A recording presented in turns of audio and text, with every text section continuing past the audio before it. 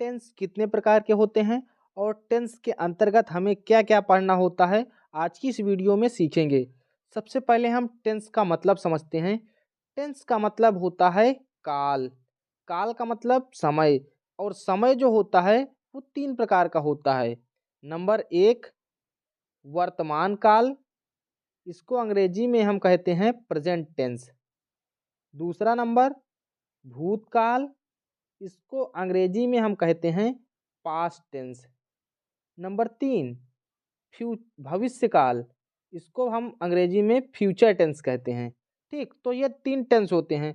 अब हमें हर एक टेंस के अंतर्गत अलग अलग 4 भाग पढ़ने होते हैं। 4 भाग क्यों पढ़ने होते हैं? क्योंकि जो ट्रांसलेशन बनते हैं वो अलग अलग भाग में बना करते हैं। जैसे हम मान लीजिए वर्तमान काल के अंतर्गत हमें कोई वाक्य दे दिया जाए, मान लीजिए दे दिया जाए राम घर जाता है, ये हमें दे दिया जाए वाक्य, तो हमको इसको ट्रांसलेट करने के लिए नियम पढ़ना बहुत ज़रूरी है। ऐसे पता चलता है कि ये अभी वर्तमान में ही हो रहा है।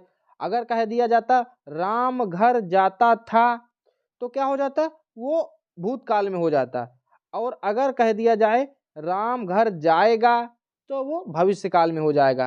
तो इन सभी के ये जो वाक्य बनते हैं तीनों के अंतर्गत पढ़े जाते हैं। ठीक, तो इनको ट्रांसलेट करने का नियम जो सीखा जाता है वो अलग अलग भाग में सीखा जाता है। तो सबसे पहले हम वर्तमान काल को लेते हैं, जिसको प्रेजेंट टेंस कहते हैं। तो प्रेजेंट टेंस के 4 भाग होते हैं।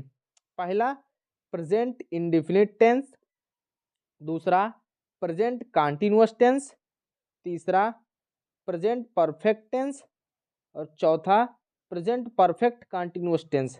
ठीक, अब इसी तरह पास्ट टेंस में भी होता है past indefinite tense, past continuous tense, past perfect tense और पास्ट परफेक्ट कंटीन्यूअस टेंस। और इसी प्रकार फ्यूचर टेंस में भी होता है future indefinite tense, future continuous tense, future perfect tense और फ्यूचर परफेक्ट कंटीन्यूअस टेंस। ठीक, अब हम मान लीजिए हमको पढ़ना है present indefinite tense. Present indefinite tense, ठीक, इसका हम मेन हेडिंग डाल देते हैं प्रेजेंट इंडेफिनिट टेंस।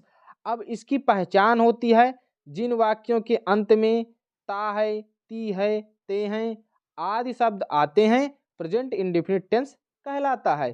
तो इसी तरह हर टेंस की अलग अलग पहचान होती है और उसके अंतर्गत हम नियम सीखते हैं।